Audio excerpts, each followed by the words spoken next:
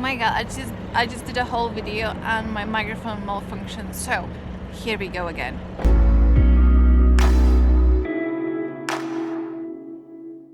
So, hello, my name is Annette and today I'm in the lovely Leeds city and I wanted to talk about street photography and yes, I know, coronavirus. So I want to do this video because I was supposed to speak at a conference called Flock Live, which was due tomorrow for 3 days, and obviously for obvious reasons it had to be postponed until next year. So we got the new dates and I'll link it all below so you can take a look if you're interested. So me and other speakers, we wanted to do something, a little bit something that keeps our attendees inspired and motivated and just give them something just a little bit extra to keep them going through this really not enjoyable time, and either in the shape of tutorial or a editing technique or a live session about business and things. So my class was about street photography, so therefore I'm doing a video on street photography. So excuse my microphone because the one I was using did malfunction and now I'm just using the inbuilt camera one, which is not as great, but I have to make do with it. So the whole premise of this video is to tell you about a few street photography ideas that you can still incorporate in this really complicated, crazy time that we have in the world now. And I know that not all of us are allowed to go outside. Some of us are allowed to go to like grocery shops, banks and things like that, and then you have to come back, and then some of us are not allowed to go outside at all. And then at the minute in the UK it's just advised not to go to public places like restaurants, cafes and things like that. And the city is really quiet today. I'm sort of trying to keep my distance from everybody as well. I think the guideline is 2 meters, so just use your common sense when it comes to doing any street photography at this moment at all. But yeah, in these short journeys that you are allowed to go outside, you can still take your camera and you can still take a few shots on the way, and it gives you something to work on when you come back home and you're isolating and just working on your creativity and keeping that part of your life still fulfilled in one way or another. So the first project idea is shooting lights. Now today we have quite a soft light because there's quite a bit of cloud coverage, so on days like that you could be looking at shooting, for example, buildings or other details against nice cloud coverage and using maybe longer exposure, which will create a nice soft blurry background. And on days when you have quite a stark sun, you can be looking at places where the sun falls and creates shadows, and how you can photograph the contrast in a really nice and interesting composition. Obviously, because the streets are a lot more quiet now, you may not have many people, if any, on the streets, but if you do, you can still incorporate them. For example, if you wait for somebody to walk in that perfect patch of light where the light falls, and to create that nice composition, then you can do that. My piece of paper flew away. So stark light I find is easier to shoot because it's more visible. You can see dark shadows, and obviously when the light falls you can see highlights and whites as you would in editing. So those types of shots you can edit either in black and white or in color, it's up to you. But the main thing is to be looking for that contrast and how you can compose it in different ways. So the second project will be colors. Now you can either choose one color that will connect the whole of your project, or you can shoot color in general to maybe make it easier for yourself. It depends. So for example, if I choose color red today, I see a red van, there's a red sign, I also see a red fire extinguisher on the wall.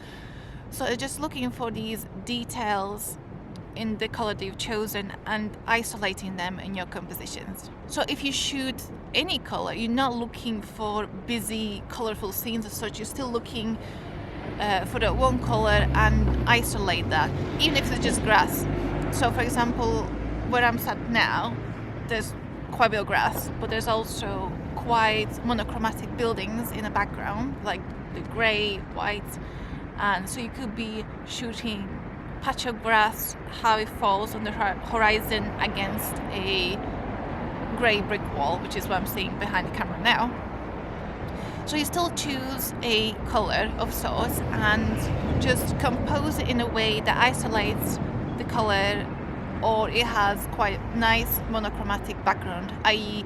it's not bright and it could be, grey, white, black, whatever. This just kind of gives you a little something to look for. It doesn't have to be something elaborate or crazy or exciting as such, but it's these little things, little projects that keep your creativity and your inspiration going. And I don't know, for me, it makes you feel like you're still maintaining that exciting part of your life, i.e. photography, whether it's a hobby or profession, doesn't matter. You're still sort of fulfilling that bar of your creativity. So the next theme will be just peace and tranquility. Now, a lot of streets are empty in the world at the minute. Like I said, the one behind me is actually quite a busy road today, but there's not that many cars, and you hardly see any people walking by.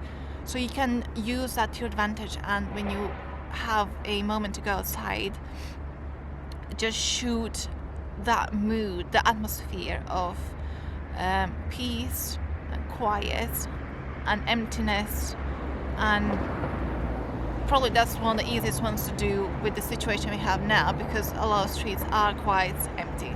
And this theme is quite interesting because obviously it's like a historical documentation of what is going on today in the world and in your neighborhood, so there's that meaning to it as well. So the next theme is reflections. Now, I'm a bit of a sucker for reflections. I love shooting sort of self-portraits. Wherever I travel, I always make sure I get some kind of reflections of myself, of myself in the environment or in the city I'm in. And today, where I'm sat now behind the camera, there's a lovely big glass building, so it's full of windows, and there's also lots of metal work, so there's reflections literally everywhere. And this is sort of a quite abstract way of shooting, because obviously the reflections will generally not be sharp, and you're looking more for lines and colors and silhouettes and things like that. So obviously if you go into a shop or bank or wherever you go, there will be shop fronts on the way or people's windows or whatever, so there's opportunities for you to use that and create a little project within that. And the last one is minimalism. Now, that's obviously a very broad theme to shoot, and everybody can sort of do it in their own way, but one way that I'll give you an idea for it is if you use lines. So for example, I have a pen here.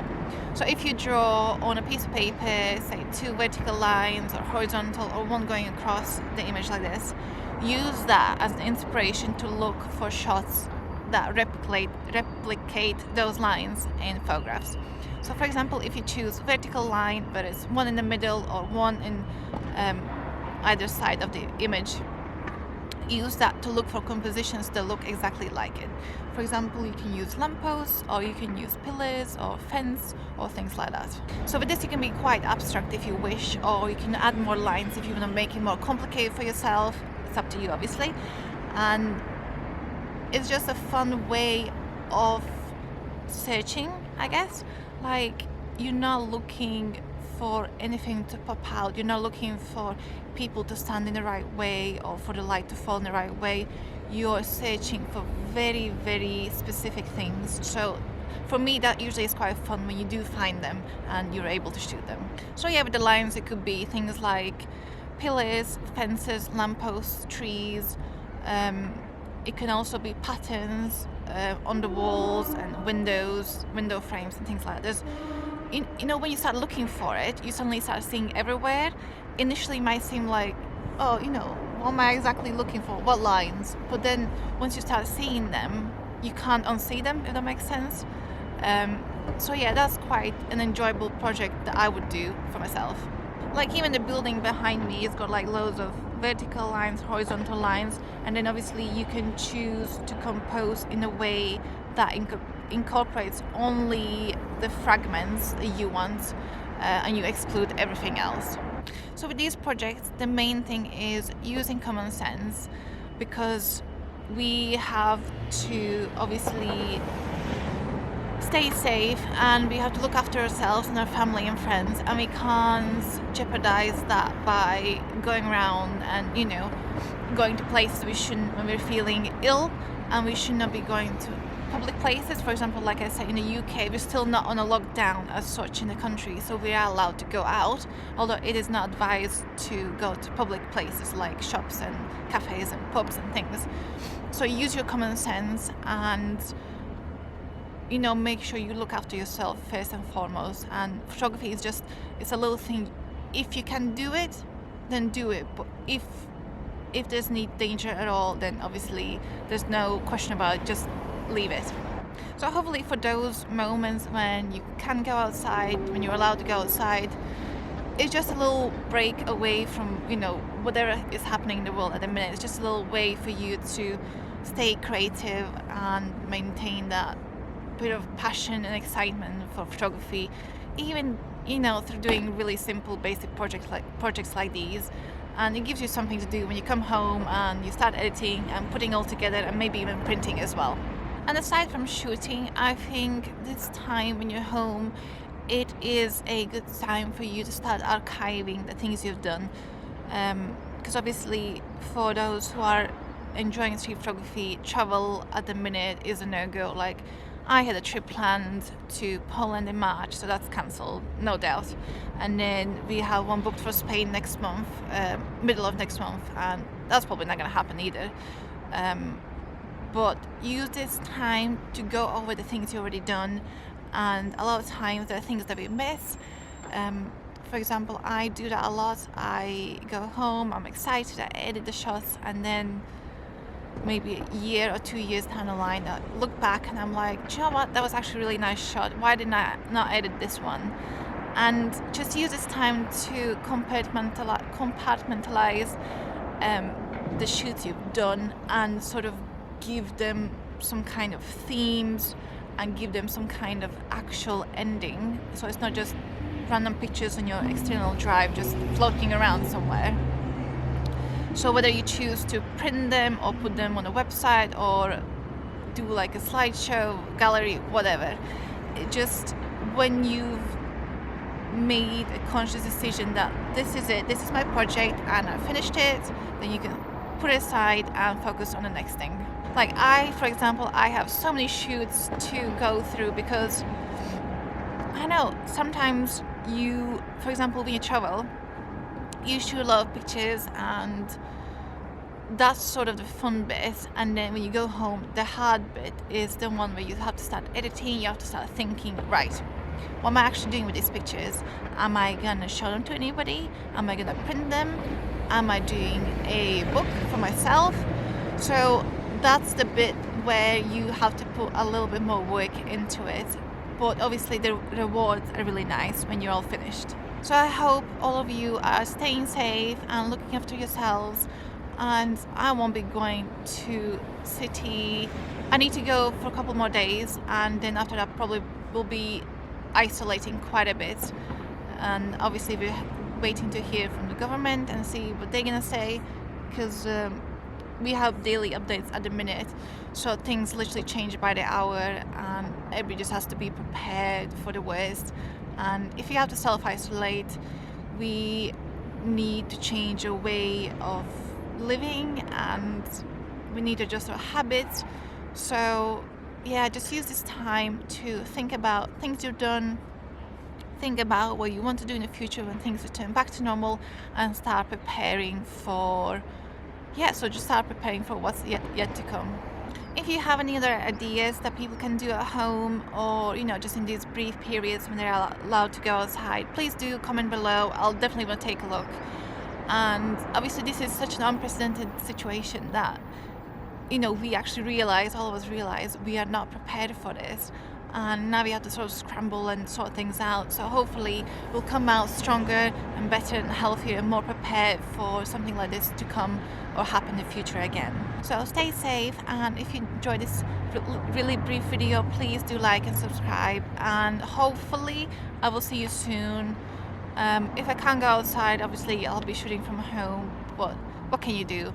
So anyway, thank you for watching, and I'll see you soon.